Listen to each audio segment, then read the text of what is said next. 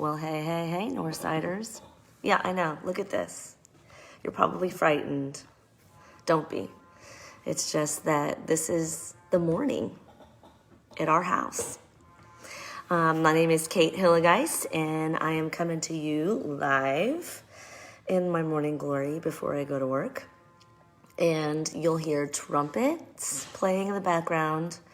Don't get worried that it's like some crazy cavalry coming into my house. It's my son doing his sectionals. So there's that. He is Zooming this year or this semester for now while they're in school. So you might hear a trumpet playing while we do our Devo. I have my coffee. Anybody else here have coffee? If you do, just give me a little like button or a heart because I love coffee personally. All right. I was just trying to give people, hey, Crystal. Hey, Misty. So glad you guys are here. Joining us this morning for a quick little bit of scripture. So the concentration that we have been trying to do has been reading some scripture together and having that scripture in front of our faces and being able to concentrate a little on that scripture in different ways. Hey, Becky, I miss you, girl. I really do. I miss everybody at Northside. Can I get a like on that button? Say yes. Hi, Lorinda. So glad that you're coming on here with us. Just saying hi to everybody as they jump on. Again, I'm in my morning, like I just showered. My hair looks like Fraggle Rock state. So we're about to read some scriptures. Hey, Deborah, come on in here. And Daph, good to see you, girl. So okay, everybody grab your coffee. Make sure you grab your coffee. I'm going to get my computer up. And we're going to go through John 15, 12, and 13. Okay?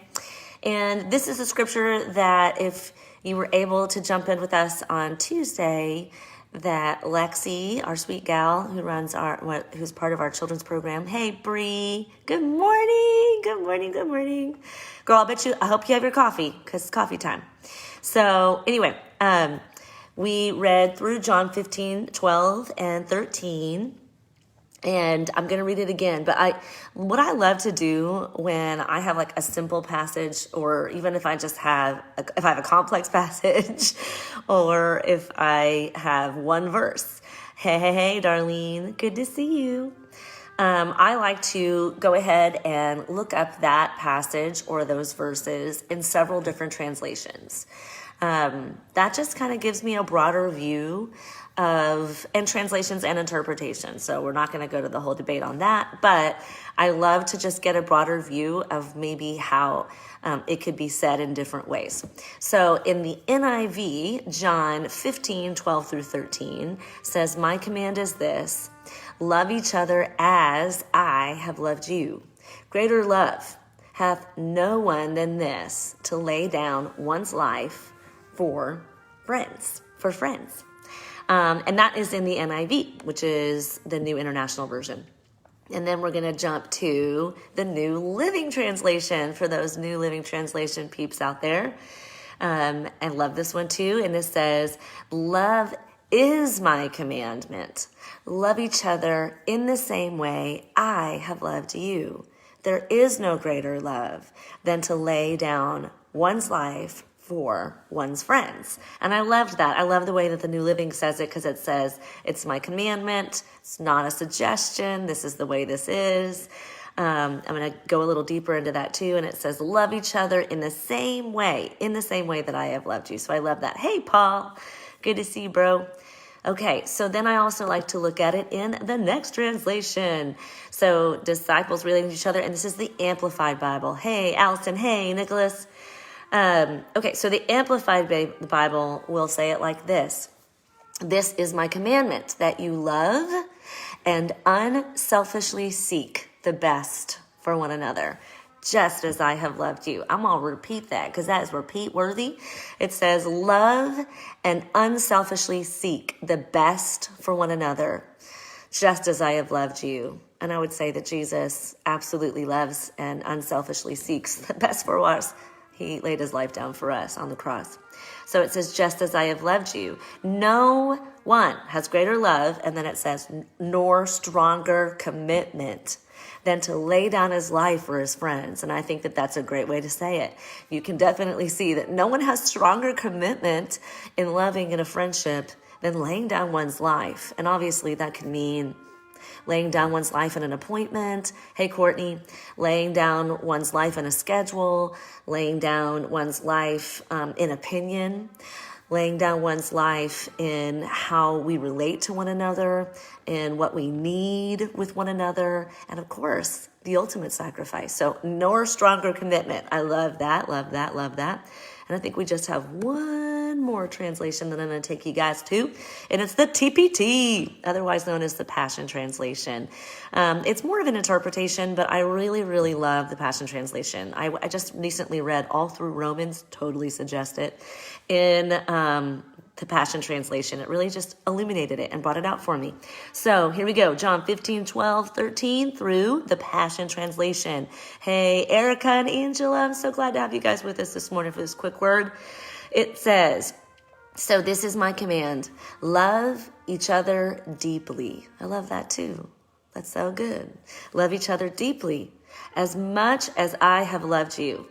Now, that's deep. And if you want to keep going to find out as much, obviously you can just keep going through John to the end. This is in John 15, John 17, beautiful. And then keep on going and you'll find just how much Jesus loved us. I love it. Obviously, we know that he loved us as much as to die for us. And then it says, for the greatest love of all is a love that sacrifices all. And this great love is demonstrated when a person sacrifices his life for his friends. And like I said, it can be all the different ways that we can sacrifice. Hey, Kimberly, for our friends. And what I love about the Passion Translation, not to get too wordy here at 8 o'clock in the morning, is that the Passion Translation will give you footnotes.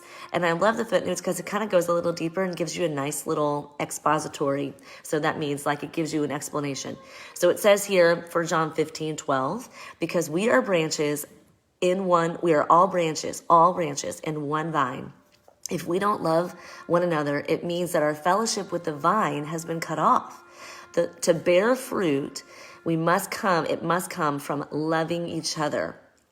For the same Christ life lives within every believer. For the same Christ life lives within every believer. We are not branches of many trees, but of one vine. Ooh, that is a good word. And then 15:13 says, the footnote on that one, hey, Jimmy, says, willingly lay down his life or willingly lay down his soul for his friends. The Aramaic word for friends that is here is actually family or relatives, which is pretty sweet because we be family. Isn't that neat? We're all one vine. So that's what I love. When you go through different translations, you're going to see, or different interpretations, you're going to see different things in the verse that you hadn't seen probably by just reading it off straight up. And you can always, obviously pray and ask the Holy Spirit to illuminate that for you as you read it. But I love to go through different translations. And one tool that I've used this entire time by reading all those different ones is I simply go to BibleGateway.com. So if you're not familiar, it's just BibleGateway, one word.com. And you type in the passage, and then you can just add on the next little fill in blank. It'll give you all the options for being able to look up different translations. Okay? So yay for that. And let's see what else. I think that's it. I love you, Northsiders. I hope that you guys have been encouraged this morning. And let's just remember to love one another. We're all a part of one family. We're all a part of one vine. And to love so extravagantly and sacrificially. All right, you guys. Have a good day.